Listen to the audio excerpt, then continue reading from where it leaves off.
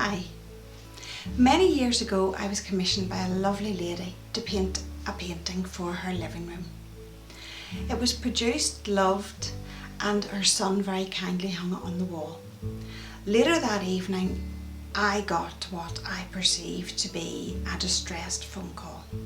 I presume maybe the painting had fallen off the wall and broken into 1,000 pieces. But no, the lady explained that she was very ill and housebound, and that not only had I given her a painting for her wall, but I'd given her a window on the world. This deeply touched me and stayed with me for many, many years, until I decided to paint my own window. With my little dog in tow, I searched high and low, up laneways, over walls, in courtyards, and found the most beautiful window very, very close to home, in a beautiful place called Soldierstown, and it belonged to an old pub which is about 300 years old, called Clenaghans. For months and months I went up and down, measuring and painting and sketching, and the owner Erven was extremely patient and very kind to let me work away day after day on this piece. My framer Raymond Corbett and I worked closely on how to create the panelling for the brickwork and the windowsill. Going around the countryside looking for this window that I wanted to paint, I was amazed at the number of things that people leave on windowsills, from cups and saucers and tools, bird feeders. On this particular windowsill there were 3 bottles. One of them was a soda siphon. I thought this was so random. One beside it had a word on it, and it was Lucas. So I decided to research this bottle, and it turns out that this one was a salt glazed gin bottle, and that's why the soda siphon was beside it, because obviously somebody liked their gin with their tonic. So that enabled me to put the bottles together on the windowsill. I made those and then made the cobwebs as they were, all to go round them like if they hadn't moved in 50 years. I made Virginia creeper leaves out of linen because they protruded so much.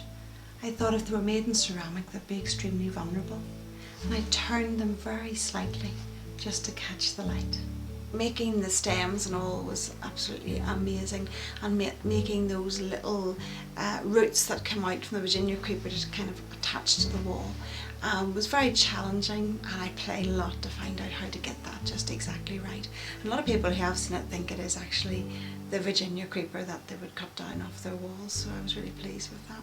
Aging this brand new piece of work became a labour of love. I had to glaze the window, and I wanted to stay true to how it was actually glazed, and I got the pure linseed putty and did it extremely crudely the way it was in the window, and glazed the window with this linseed putty that had to be worked until it was very pliable, and it was a lovely medium to work with. Getting my husband to help me firmly attach the bottles on the windowsill when everything was made and put together was, I thought, very enjoyable. He found it extremely stressful as they were ceramic, and I wanted them that they were part of the piece and didn't move.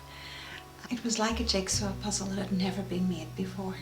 When working on a piece like this, you never know when something's going to go wrong, and artist friends of mine always worry if something goes wrong, but I find it really exciting because sometimes it opens a whole new possibilities of things that you would never have thought of when you're just in the design process. I find even when you start to make things, the design just completely opens up and sometimes can change direction.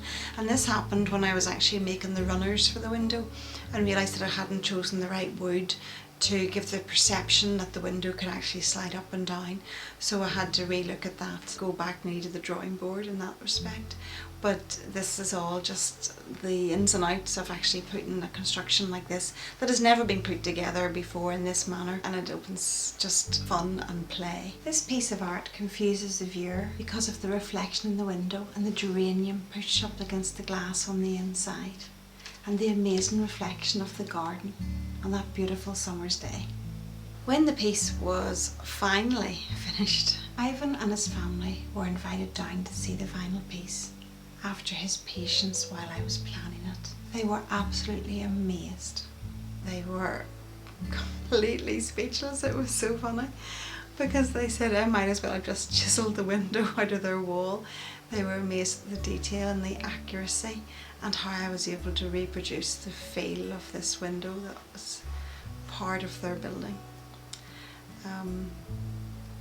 I love when I'm producing pieces like this to kind of go across all generations, and there were 3 generations in that room and it appealed to every one of them, because sometimes the older generation, it takes them back to a memory, to their childhood, and the younger generation, it just mesmerises them at something they maybe wouldn't have often looked at or had much contact with.